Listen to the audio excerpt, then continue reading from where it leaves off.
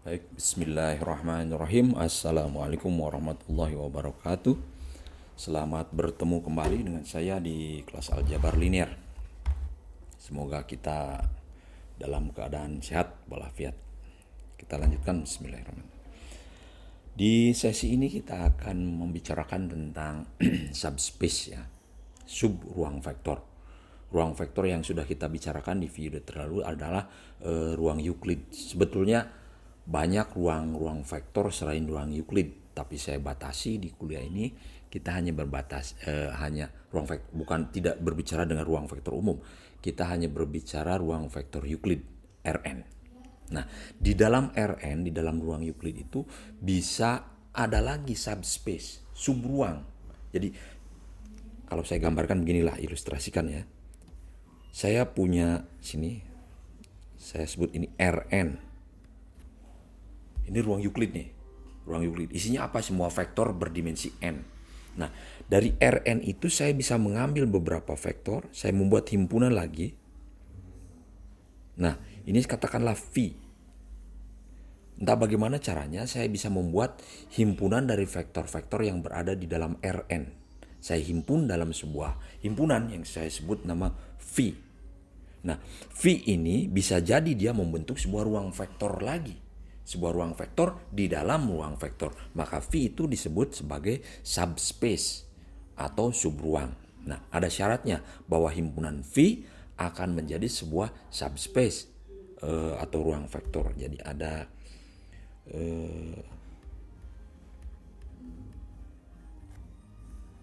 subspace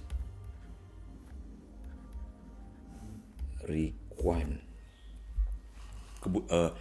Sebuah himpunan di dalam Rn ya. Rn kan sudah jelas dia sebuah ruang vektor, ruang Euclid, ruang vektor. Di dalam ruang vektor itu saya membuat himpunan V. V itu akan menjadi sebuah ruang subruang V, ruang Rn subspace jika dia memenuhi beberapa syarat. Syarat yang pertama adalah V, bahwa V itu saya sebut V huruf besar ya, V-nya. V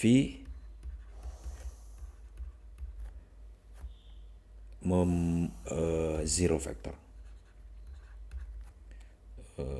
mengandung vektor 0.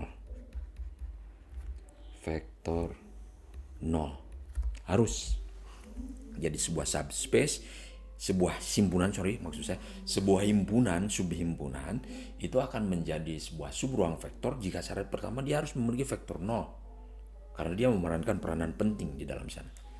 Yang kedua adalah dia harus close under addition ya, bahwa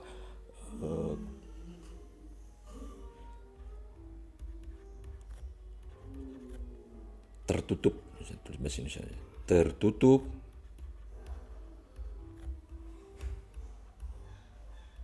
di bawah penjumlahan. Maksudnya bahwa begini, kalau saya punya vektor A, maksudnya kalau saya punya vektor A itu ada di dalam V. A is a member of V. Kemudian saya punya vektor B, B juga member of V, ada di dalam V.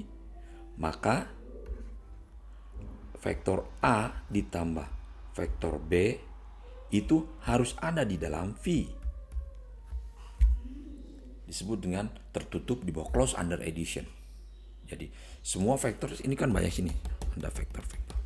Sini vektor saya gambarkan dengan titik ya. Saya punya vektor V, vektor A, saya ambil vektor A, sembarang vektor di dalam V, saya ambil sembarang vektor yang lain di dalam B, kemudian saya jumlahkan, hasilnya sebuah vektor lain.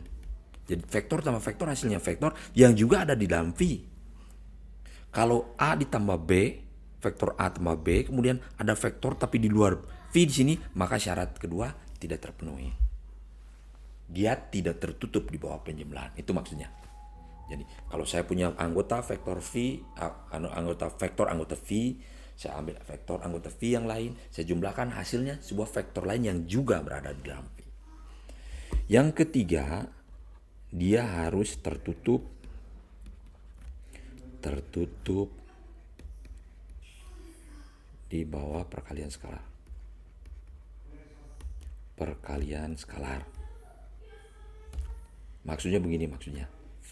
Kalau saya punya vektor A, anggota V. A ada di dalam V.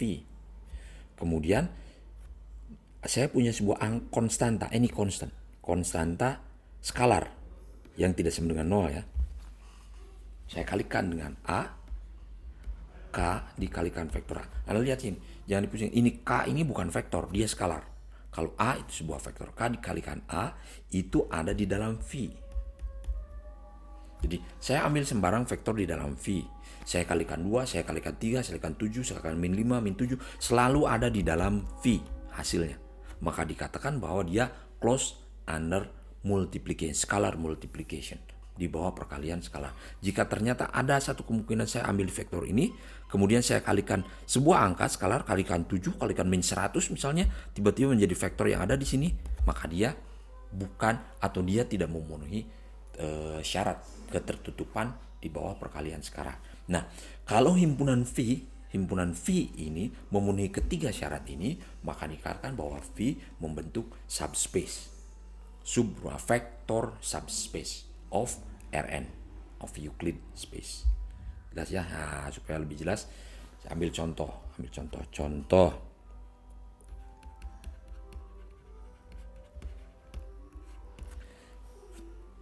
Kita berada di ruang N, ruang 3 lah, biar mudah. Kemudian saya menghitung vektor-vektor yang ini. Oh, di ruang 2, biar mudah lah. Di ruang 2. Kemudian saya membuat sebuah himpunan, saya katakanlah saya membentuk S, sebuah himpunan S. Semua vektor di ruang 2 yang bentuknya X1, X2, ini kan vektor di ruang 2, di mana X1-nya ini vektornya member ruang 2 ya, R2, di mana X1-nya lebih dari sama dengan 0. Jadi saya menghitung di ruang 2 nih. Ruang 2 itu artinya semua himpunan semua vektor yang berdimensi 2 ya.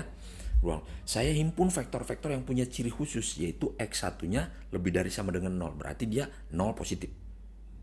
Artinya kalau saya misalnya 0,35 ini anggota S. Kemudian 25,5 ini anggota S. Tapi kalau min 75 begini, ini bukan anggota S. Jelas ya? Jadi di sininya X1, X2 di mana X1-nya lebih dari sama dengan 0. Nah, saya ambil himpunan. Anda bisa bayangkan ya, sebuah himpunan S yang anggotanya vektor-vektor di mana X1-nya angka yang di atas itu kan vektornya X1, X2 tuh. Yang atasnya itu lebih dari sama dengan 0, selalu bilangan positif. Pertanyaan, apakah S membentuk sebuah ruang subspace, vektor subspace.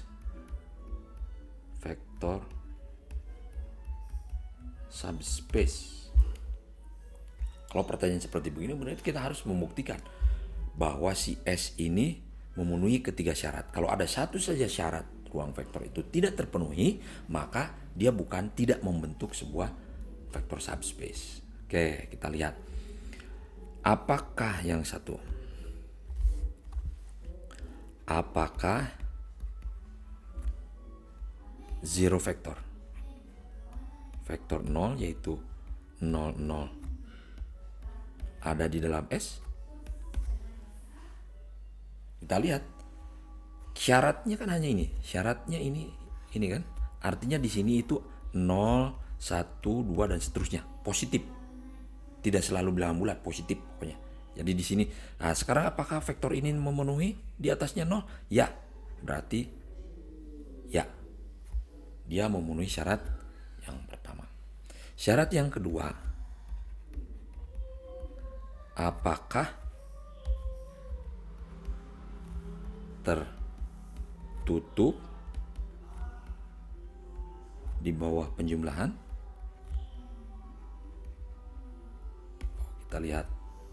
Kita lihat.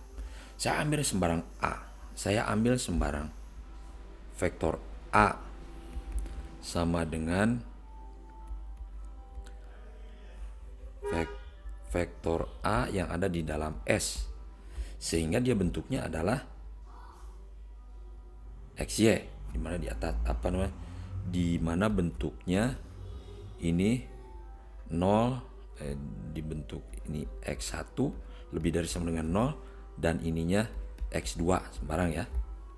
Kemudian saya ambil vektor B lagi. Vektor B di mana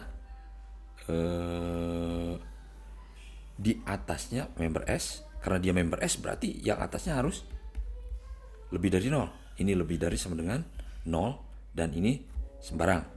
Katakanlah ini jangan X lah. Ini lebih dari sama dengan 0 nih. Ini Z lah di sini, Z1 di sini Z2 lah, katakanlah begitu ya. Nah, lebih dari sama dengan 0. Ini iyalah Y. Nah, kita lihat Z lah, nggak apa-apa, Z1. Kita lihat, kalau saya jumlahkan A ditambahkan B, itu adalah sebuah vektor. Kita lihat, ini sebuah angka di sini. Ini sebuah angka yang lebih dari 0. Positif berarti kan? Bilangan positif. Kalau saya jumlahkan berarti kan positif tambah positif. Kalau 0 dengan 0, 0 juga kan? Artinya di sini, ini bilangan yang ada di sini, vektor yang elemen vektor yang ada di atas itu mestinya lebih dari sama dengan 0 juga kan? Kalau ini lebih dari sama dengan 0, yang ini lebih dari sama dengan 0, saya jumlahkan, hasilnya akan lebih dari sama dengan 0, gitu kan? Dan ini adalah Z1 plus Z2, tidak masalah. Ya kan? Berarti dia ada di dalam S. Kenapa ada di dalam S? Karena hasil penjumlahannya akan lebih dari sama dengan 0. Semua vektor yang hasil yang bilangan atasnya lebih dari sama dengan 0 itu anggota S. Berarti ini juga anggota S. Terpenuhi? Ya. Terpenuhi. Terpenuhi. Syarat kedua juga terpenuhi. Sekarang kita lihat syarat yang ketiga. Syarat yang ketiga, apakah tertutup di bawah perkalian skalar? Ya kan? Kita lihat. Saya ambil sebuah vektor A, katakanlah A anggota S, sehingga bentuknya kan begini kan. Ininya X1-nya lebih dari sama dengan 0, di sini X2 sembarang. Ya kan? Saya kalikan dengan sebuah K. Kita lihat. Saya kalikan dengan sebuah K. K-nya sembarang bilangan. Bilangan ini bilangan real. Bisa positif, bisa negatif kan, berarti bilangan real. Dari min hingga sampai plus hingga. Nah, berarti K dikalikan dengan A itu akan menjadi vektor. Sekarang kita lihat yang atas dulu. Kalau yang bawah tidak masalah. Yang atas. Kalau X1-nya lebih dari sama dengan 0. Kemudian saya kalikan dengan K yang positif atau 0. Kalau K-nya positif atau 0, dia akan menghasilkan jika ya kan? Jika K lebih dari sama dengan 0, lebih dari sama dengan 0, positif berarti kan, atau 0, maka dia akan menghasilkan di sininya misalnya KX1 yang lebih dari sama dengan 0. Saya kalikan dengan sebuah bilangan positif, dikalikan dengan sebuah bilangan positif, mestinya hasil sebuah bilangan positif. Dan ini tidak masalah ini. Tapi bermasalah jika K kurang dari 0, negatif. Maka ini akan menghasilkan sebuah bilangan negatif dikalikan sebuah bilangan positif. Hasilnya akan K X1-nya kurang dari 0. Dan ini bermasalah nih. Artinya bermasalah ini di luar S, karena K-nya kurang dari 0. S itu adalah semua vektor yang anggotanya elemen pertamanya lebih dari 0. lebih dari sama dengan 0. Tapi ini ketika dikalikan dengan angka negatif, dia akan menjadi elemen yang pertamanya itu jadi negatif. Berarti dia kalau elemen pertama negatif bukan anggota S dong. Ya kan? Anggota S. Jadi ini tidak terpenuhi. Tidak. Karena saya ambil sembarang anggota S, saya kalikan dengan bilangan negatif, hasilnya bukan anggota S. Kalau ini terpenuhi kan harusnya saya ambil sembarang, saya kalikan negatif, saya kalikan positif, dia harus menghasilkan anggota S. Kalau ini ketika saya kalikan positif, dia anggota S. Tapi ketika saya kalikan negatif, dia keluar dari S. Maka dia tidak tertutup di bawah perkalian dengan skalar.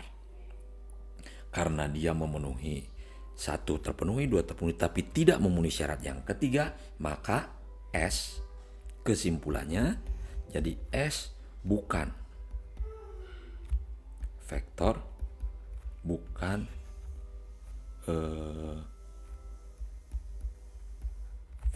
ruang vektor, bukan ruang vektor yang valid. Jadi invalid vector space. Itu saya kira untuk membuktikan apakah dia subspace ataukah dia membentuk subruang atau tidak. Nah, saya ambil contoh yang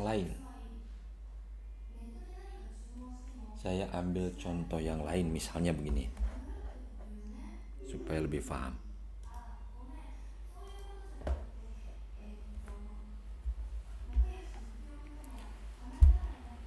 Misalnya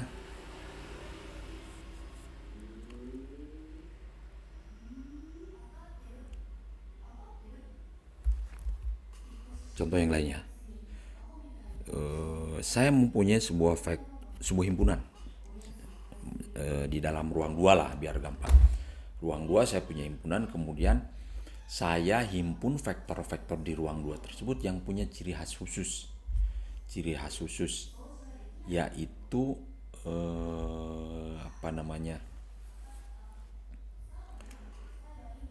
saya bentuk namanya W, adalah himpunan yang bentuknya X10.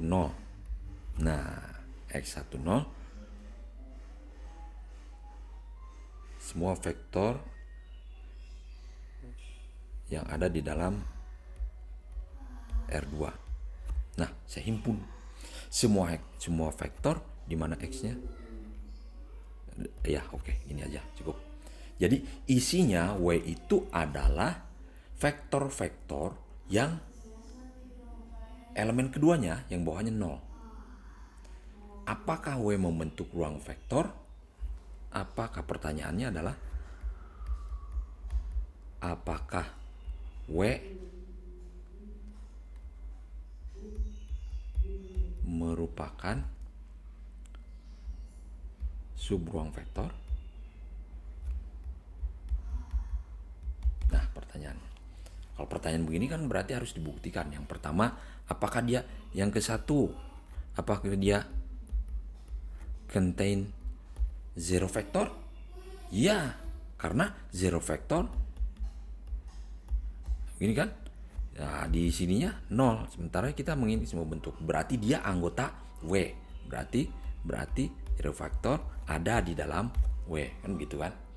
Terpenuhi. Syarat yang kedua, dia harus tertutup di bawah perkalian penjumlahan dulu lah. Tertutup. Close under addition. Saya ambil sebuah vektor A, katakanlah A, bentuknya kan pasti begini. A misalnya A10 itu Pak anggota W, ya kan? Semua anggota W kan bawahnya 0. Kemudian saya ambil B10 juga anggota W. Saya jumlahkan.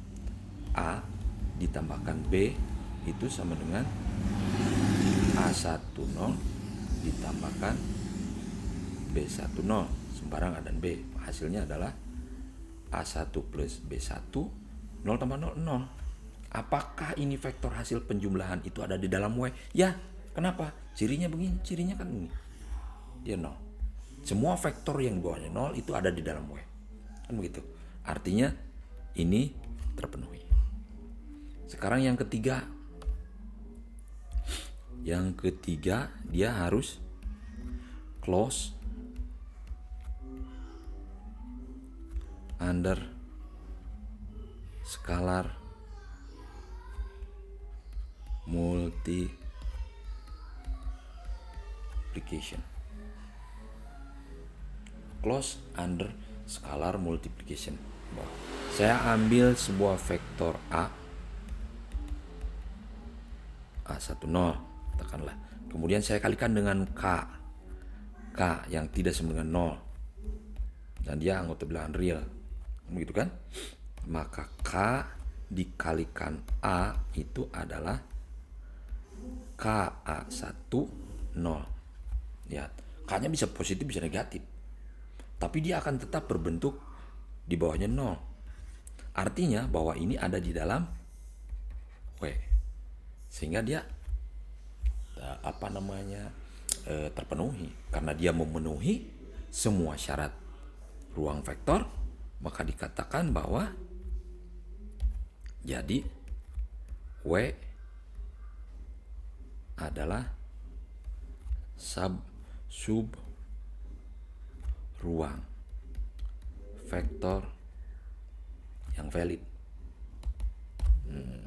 Begitu. Jelas ya cara menentukan apakah dia membentuk ruang vektor ataukah tidak dengan mengevaluasi apakah ketiga syarat itu terpenuhi atau tidak. Baik. Kemudian selanjutnya kita akan membahas tentang perentangan ruang vektor dulu. Perentangan ruang vektor. Perentangan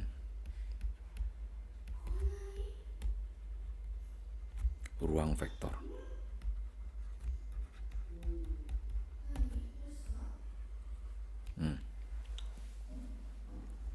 Tadi subspace, oke. Perentangan ruang vektor. Kalau saya punya sebuah ruang vektor tadi sudah jelas ya, Rn atau subspace of Rn. Karena kita membatasi dirilah hanya membicarakan tentang ruang Euclid, bukan ruang vektor umum. Jadi kita bicara tentang itu. Kalau saya punya sebuah ruang vektor atau sub ruang vektor, sebuah ruang vektor lah pokoknya. Nah, kemudian saya bisa mengambil dari banyak sekian banyak tak berhingga anggota ruang vektor itu, saya mengambil beberapa vektor saja. Beberapa vektor saja saya menghimpun dalam sebuah himpunan, katakanlah S. Maka dikatakan bahwa si S merentang ruang vektor jika semua vektor yang jumlahnya tak hingga itu bisa dinyatakan sebagai kombinasi linier dari vektor-vektor yang ada di dalam S. Itu disebut dengan merentang, atau dengan kata lain bahwa S yang isinya V1, V2 itu merentang ruang. Saya punya ruang vektor R3, sebuah ruang vektor, atau V lah katakan biar lebih generik. Saya punya sebuah ruang vektor V. Dia sebuah ruang vektor, sudah jelas dia sebuah ruang vektor. Kemudian artinya memenuhi semua aksioma ruang vektor. Di antara vektor-vektor yang ada di dalam ruang V ini, kemudian saya pilih sekelompok beberapa vektor. Saya pilih kelompok ini, saya sebut S. Isinya ada beberapa, misalnya V1 ada 3 vektor, misalnya V1, V2, V3, V4 atau ya. Jadi S adalah himpunan dari V1, V2 sampai VR lah, katakanlah ada berapa lah R-nya. Ya. Jika semua vektor yang ada di dalam V, baik yang di dalam S ataupun di luar S, tapi yang berada di dalam V, itu semuanya bisa kita nyatakan sebagai kombinasi linier dari V1, V2, V3, VR, maka dikatakan bahwa S, himpunan S ini merentang ruang V. Jadi jika, saya tulis ya, jika semua vektor yang ada di dalam V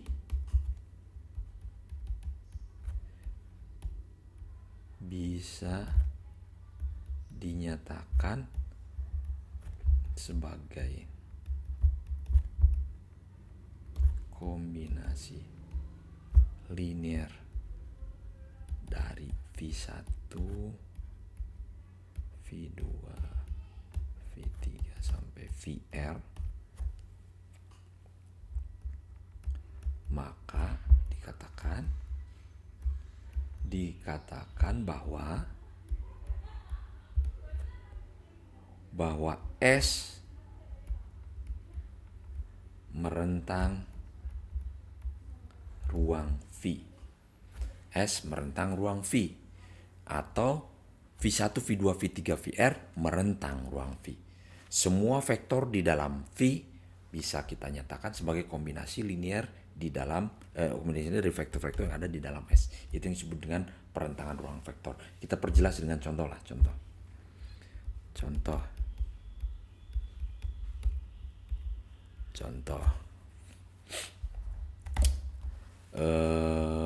Saya punya V1 sama dengan katakanlah vektor, atau V-nya dulu, ruang vektornya. Ruang V-nya, ruang vektornya adalah R3. Ruang Euclid berdimensi 3. Kemudian saya pilih 3 buah vektor. V1 sama dengan 1, 0, 0. Kemudian V2-nya saya pilih vektor 0, 1, 0. V3-nya saya pilih vektor 0, 0, 1. Ketiga-tiganya ada di dalam V. Jadi ini V-nya R3. S-nya saya ambil di sini V1, V2, V3. Saya cuma ambil 3 vektor, V1, V2, V3. Nah, pertanyaannya, apakah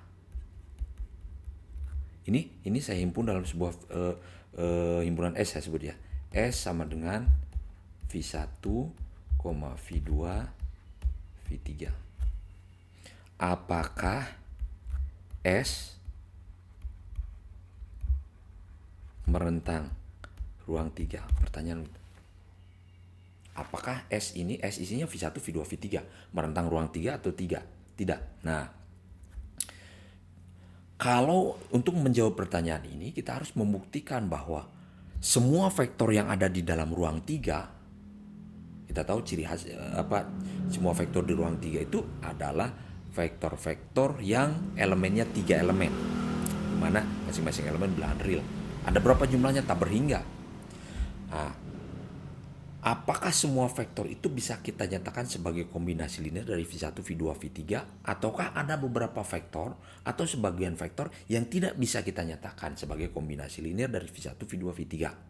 Kalau ternyata kita bisa membuktikan bahwa semua vektor yang ada di dalam ruang 3 bisa dinyatakan sebagai kombinasi dari V1, V2, V3, maka S merentang ruang 3. Tapi kalau ada beberapa vektor, satu atau lebih vektor yang tidak bisa kita nyatakan sebagai kombinasi dari V1, V2, V3, maka S tidak merentang ruang 3. S hanya merentang sebagian saja dari ruang 3. Clear ya? Baik, sekarang kita lihat. Seandainya V1, V2, V3 merentang ruang 3, maka kita harus bisa menyatakan dia semua vektor di ruang 3 sebagai kombinasi linear dari V1, V2, V3, gitu kan? Jadi saya tulis V1, V2 semua vektor di ruang 3 itu pasti bentuknya kan begini. Bentuknya katakanlah di sini A1 lah, jangan X lah. A1 atau B lah ya. B1, B2, B3, di mana B1, B2 semua vektor di ruang 3. B1, B2, B3 adalah bilangan real. Bisa dinyatakan sebagai kombinasi linear V1, V2, V3. K1 V1 ditambah K2 V2 ditambah K3 V3, kan begitu. Sekarang kita tulis vektornya page after. Ini Persamaannya kan begini. B1, B2, B3 sama dengan K dikalikan V1-nya adalah 100 K1 ya, ditambah K2 dikalikan 010 ditambah K3 dikalikan 001. Oke.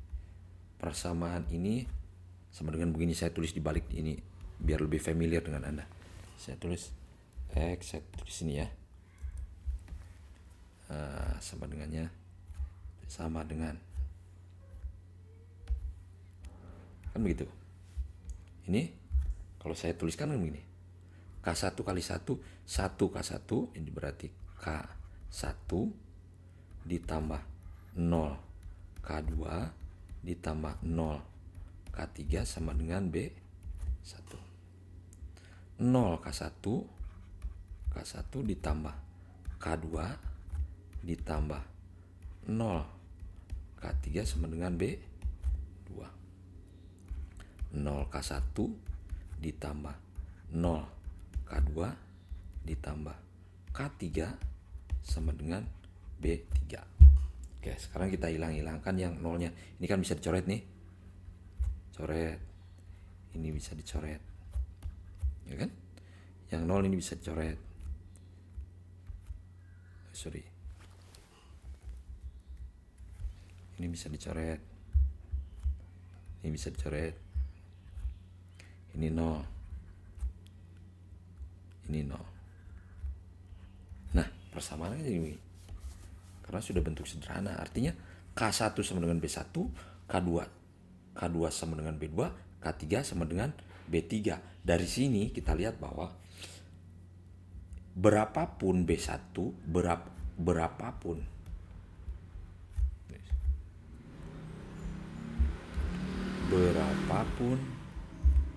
B1, B2 dan B3. Apa itu B1, B2, B3? B1, B2, B3 itu vektornya. Vektornya kan bentuknya B1, B2, B3 ini. Jadi for any vector in R3, ya kan? Sembarang vektor yang ada di dalam ruang 3 itu sembarang berapapun B1, B2, artinya ini maksudnya sembarang vektor di ruang 3. Jadi semua vektor yang ada di ruang 3 ini B1, B2-nya pasti akan selalu ada. Berapapun B1, B2-nya akan selalu ada. Akan selalu ada nilai K1, K2, dan K3-nya. Misalnya B1-nya min 7, 8, 10. Ya K1-nya min 7, K2-nya 8, K3-nya. Kan begitu persamaan ini kan? Ya kan? Jadi vektor yang manapun pasti bisa dinyatakan sebagai kombinasi dari V1, V2, dan V3. K1, K2, K3-nya ada. Begitu. Karena semua vektor, sehingga jadi semua vektor di ruang 3 dapat dinyatakan sebagai kombinasi linier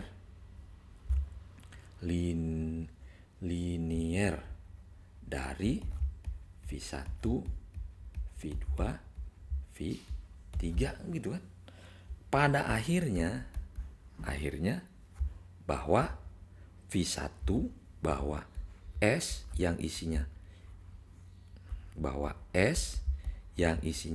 V1, V2, V3 itu merentang ruang 3. Kenapa? Karena semua vektor yang ada di ruang 3 bisa saya nyatakan sebagai kombinasi dari V1, V2, dan V3. Terbukti dengan persamaan yang ini kan? Persamaan yang ini. Vektor mana yang ada di ruang 3 beri ke saya, maka saya bisa menentukan kombinasi dari vektor-vektor V1, V2, V3 berapapun yang Anda berikan vektor. Jelas ya, maka dikatakan bahwa V1, V2, V3 merentang ruang 3. Contoh lain, supaya memperjelas, ini contoh yang ini kebetulan saya ambil kasusnya memang ini basis ya V1, V2, V3-nya. Sekarang saya ambil contoh yang lain. Yang kedua, contoh yang lain saya ambil mana ya? Saya ambil dari buku lah.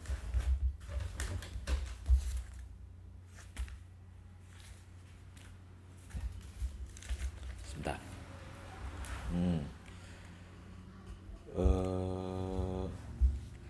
Diambil V1 sama dengan 112 sekarang. 112. V2-nya adalah 101. 101. Dan V3 adalah 313. 313. Oke. Sekarang apakah S yang isinya V1, V2, V3 merentang ruang 3? Sama pertanyaannya. Kalau S V1, V2 isinya V1, V2, V2 merentang ruang 3, maka semua vektor di ruang 3 bisa kita nyatakan sebagai kombinasi dari V1, V2, V3. Oke. Saya tulis K1 V1 ditambah K2 V2 ditambah K3 V3 akan sama dengan katakanlah B, vektor B. Vektor di mana vektor B adalah sembarang vektor yang ada di dalam ruang 3. Ini kalimat ini menyatakan bahwa semua vektor yang ada di ruang R3, saya sebut namanya B, vektor B, itu bisa dinyatakan sebagai kombinasi dari K1 V1, K2 V2, K3, kombinasi linear dari V1, V2, dan V3. Kita tulis dalam vektornya masukkan K1 dikalikan 112 ditambah K2 dikalikan 101 ditambah K3 dikalikan 313 sama dengan B-nya elemennya B1, B2, B3. Ini kan? Ya kan? Kita tulis persamaan linearnya di sini K1 ditambah K2 ditambah 3K3 sama dengan B1. K1 ditambah 0 ditambah K3 sama dengan B2. 2K1 ditambah K2 ditambah 3K3 sama dengan B3. Anda lihat ini akan menjadi sebuah sistem persamaan linear dengan 3 persamaan dan 3 variabel. Dan saya kira kita sudah banyak pengalaman dengan ini. Anda amati di sini. Permasalahannya sekarang menjadi permasalahan sistem persamaan linear. Yang awalnya adalah apakah dia merentang atau tidak, sekarang menjadi permasalahan sistem persamaan linear. Apakah sistem persamaan linear ini konsisten? Pertanyaannya kan jadi begitu. Pertanyaannya awalnya, apakah semua vektor di ruang di ruang R3, apakah semua vektor B, sembarang vektor B yang ada di ruang 3 bisa dinyatakan sebagai K1 V1 dan ditambah K2 V2 ditambah K3 V3? Itu kan pertanyaan awalnya. Apakah begitu? Apakah akan selalu begitu? Sekarang pertanyaannya menjadi, apakah sistem persamaan linear ini akan konsisten untuk setiap B1, B2, B3? Ya kan? Jadi permasalahannya apakah sistem persamaan linear ini SPL ini konsisten itu ada selalu ada pemecahan konsisten untuk berapapun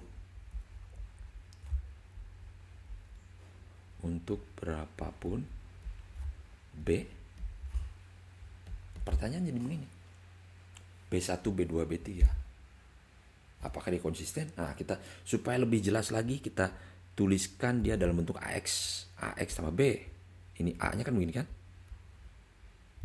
A-nya berarti 1, 1, 1, saya tulis 1, 1, 2, 101 3 13.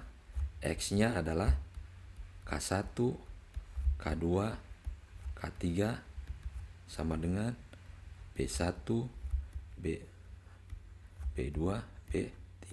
Lihat ini, AX sama dengan B.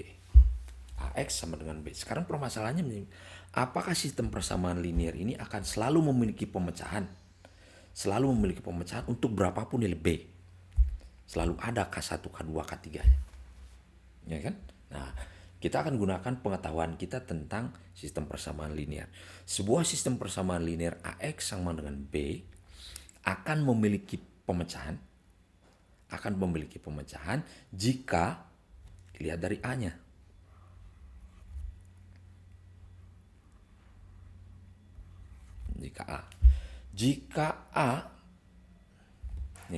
Jika A adalah matriks yang non singular atau dia punya inverse. Maka pemecahan untuk sistem persamaan linear ini adalah bahwa X sama dengan A inverse dikalikan B, gitu kan? Sudah kita pelajari di sistem persamaan linear. X sama dengan A inverse kali B. Berapapun nilai B, pasti akan ada pemecahannya, ada X-nya.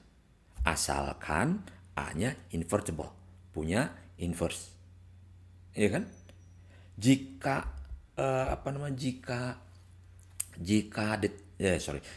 A-nya bukan matriks yang invertible, matriks singular, jika A singular, maka sistem persamaan linear ini mungkin punya pemecahan, mungkin juga tidak punya pemecahan.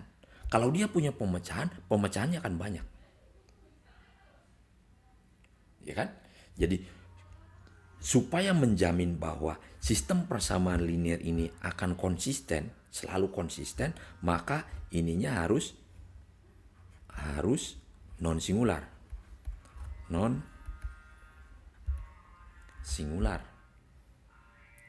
singular atau punya inverse. Invertible. Punya inverse, maka dia akan selalu punya pemecahan, ya kan? Nah, sehingga kita harus memeriksa sekarang A-nya adalah matriks singular ataukah non singular. Caranya ya kita cari inverse-nya, tidak usah, karena harus untuk menentukan apakah dia punya inverse atau tidak dengan pengetahuan kita tentang fungsi determinan. New page. Dengan pengetahuan kita tentang fungsi determinan, ini akan mudah bahwa determinan A, jika determinan A tidak sama dengan 0, maka dia adalah matriks non singular. Tidak sama dengan 0, dia matriks non singular. Kalau matriksnya non singular, berarti sistem persamaan linear ini akan selalu konsisten untuk berapapun nilai B. Artinya semua vektor yang ada di dalam ruang 3, R3 akan selalu bisa dinyatakan sebagai kombinasi linear dari V1, V2, dan V3. Anda lihat sini. Ya kan? Sekarang permasalahannya hanya mencari determinan dari A. Kemudian tafsirkan determinan itu makna determinan tidak sama dengan 0 itu artinya bahwa A-nya non singular. Kalau A non singular berarti bahwa sistem persamaan linear ini akan selalu konsisten, punya satu pemecahan, berapapun nilai B. Kalau ada selalu pemecahan, berarti sistem persamaan linear ini konsisten. Kalau konsisten berarti semua vektor yang ada di ruang R3 bisa dinyatakan sebagai kombinasi dari V1, V2, V3. Sekarang berarti kita harus cari berapa determinan matriks. Nah, determinan matriks ini kita hitung. Berapa determinan, atau saya tulis begini saja, determinan dari,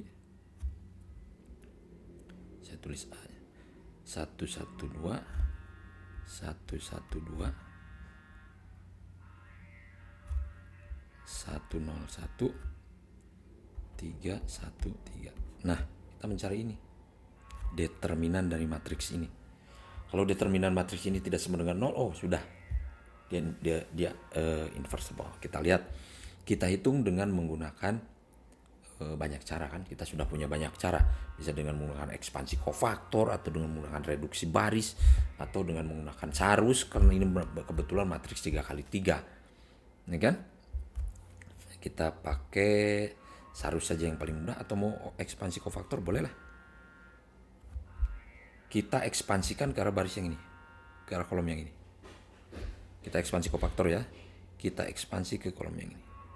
Berarti determinan A, kalau kita ekspansi ke sana, determinan A sama dengan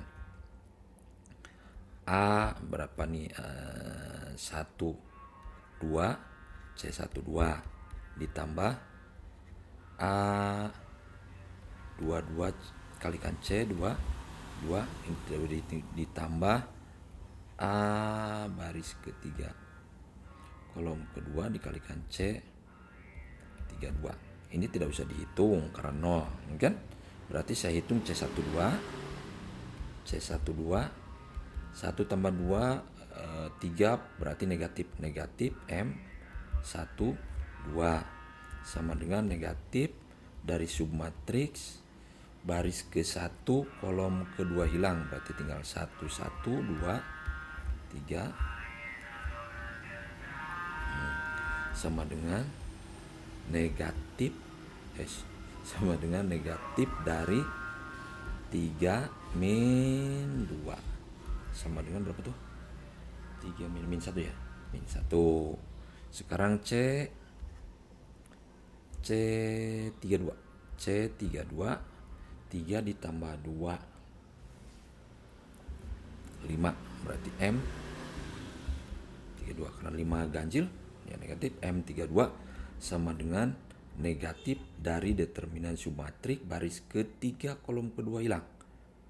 3 kolom kedua 1 3 1 1 1 3 1 1 sama dengan negatif dari 1 dikurangi 3 sama dengan 2. Gitu kan? 1 dikurangi 3 min 2. Oke. Sehingga determinan A sama dengan A1 2-nya 1 dikalikan 1 dikalikan min 1 ditambah 1 dikalikan 2 sama dengan 1 min 1 ditambah 2 1 determinan A-nya.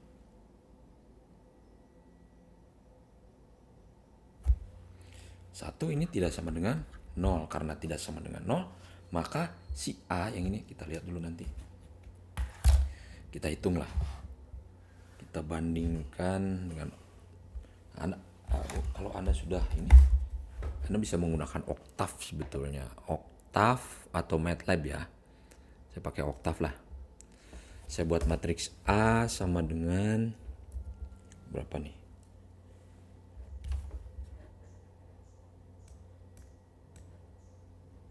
Oh, matriksnya itu 1 1 3 1 1 3 1 0 1 1 0 1 terus 2 1 3 2 1 3. Matriksnya itu saya tinggal det A 1. Jawabannya determinannya 1. Berarti hitungan kita benar. Saya hanya inverifikasi saja. Determinannya 1. Karena determinan 1 itu tidak sama dengan 0. Ini implikasinya adalah bahwa A adalah, saya tulis nih, adalah matriks non singular atau punya inverse. Jika A punya inverse, maka sistem persamaan linear ini akan selalu konsisten untuk berapapun nilai B. Ya kan? Ini kan? Maka Akhirnya karena dia selalu konsisten berapa menit. B itu apa? B itu vektor yang ada di ruang 3. Artinya semua vektor yang ada di dalam ruang 3 bisa berapapun. Berikan saya vektor di ruang 3. Apa saja. Yang mana saja. Positif maupun negatif. Maka saya akan bisa mencarikan K1, K2, K3. Kombinasi, saya akan bisa membuatkan kombinasi dari vektor 1, vektor 2, dan vektor 3. Artinya bahwa vektor 1, vektor 2 merentang ruang 3. Karena semua vektor yang ada di ruang 3 bisa dinyatakan sebagai kombinasi dari V1, V2, V3. Jadi S yang isinya V1, V2, V3 vektor merentang ruang 3. Kan?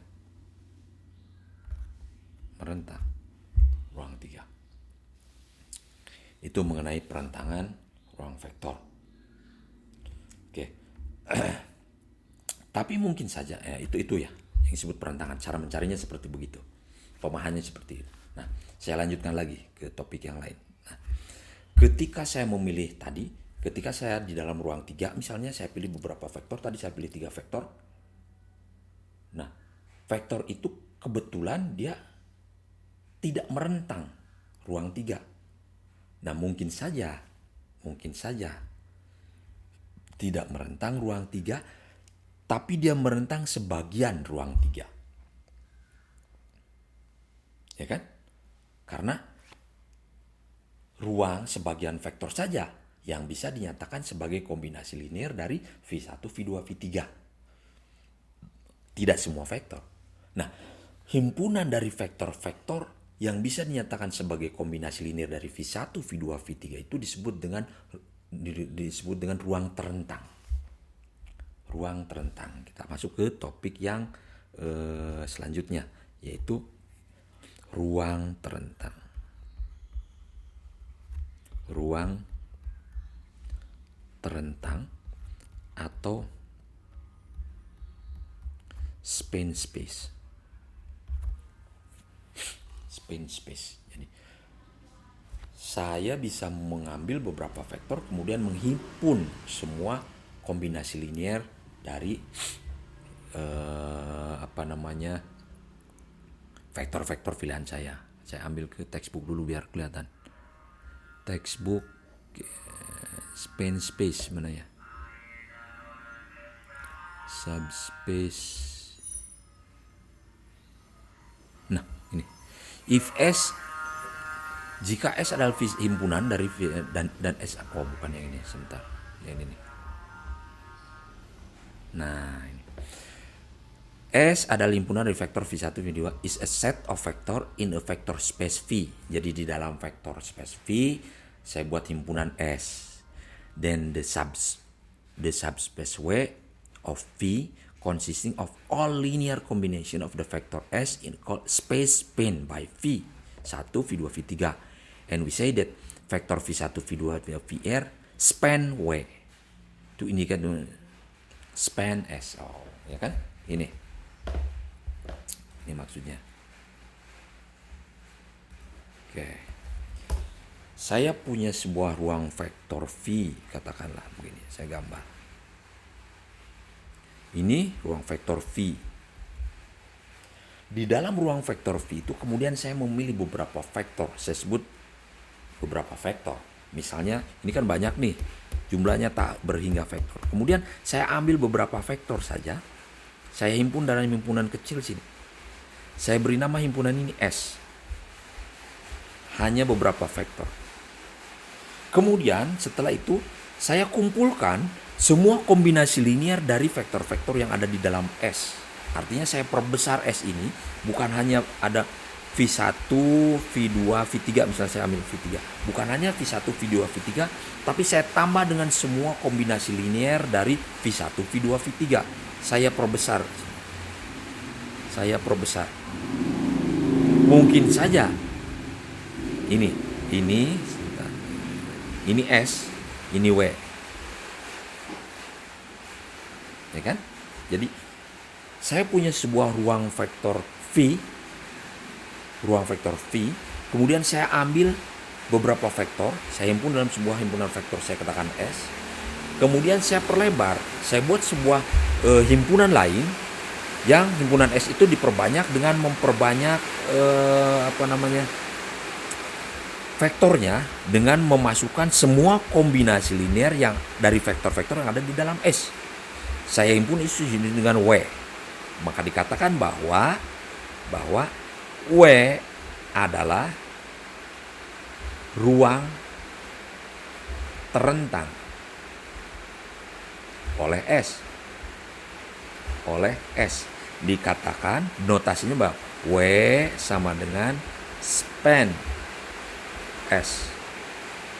Ya, notasinya span S. Jadi span S itu, kita lihat benar dengan notasinya. Span S, betul. Jadi yang disebut dengan span S itu adalah sebuah himpunan yang isinya adalah semua kombinasi linear dari vektor-vektor yang ada di dalam S. Nah, kasus yang tadi yang merentang itu adalah ketika W-nya sama dengan V. Jadi si S ini merentang semua vektor yang ada di dalam V. Maka dikatakan bahwa S merentang V. Tapi ada kalanya kasus di mana S tidak merentang semua vektor yang ada di dalam, tidak merentang semua ruang V. Dia hanya merentang sebagian. Karena hanya sebagian yang ada di dalam V yang bisa dinyatakan sebagai kombinasi linear dari vektor-vektor yang ada di dalam S. Katakanlah himpunan itu W, maka W dikatakan span S, himpunan terentang oleh S. Isinya apa? Isinya adalah all linear combination of vectors in S. Semua kombinasi linear dari vektor-vektor yang ada di dalam S. Jelas ya? Itu disebut dengan ruang terentang atau span S.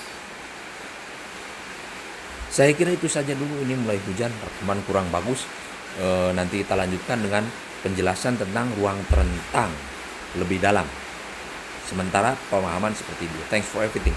Assalamualaikum warahmatullahi wabarakatuh.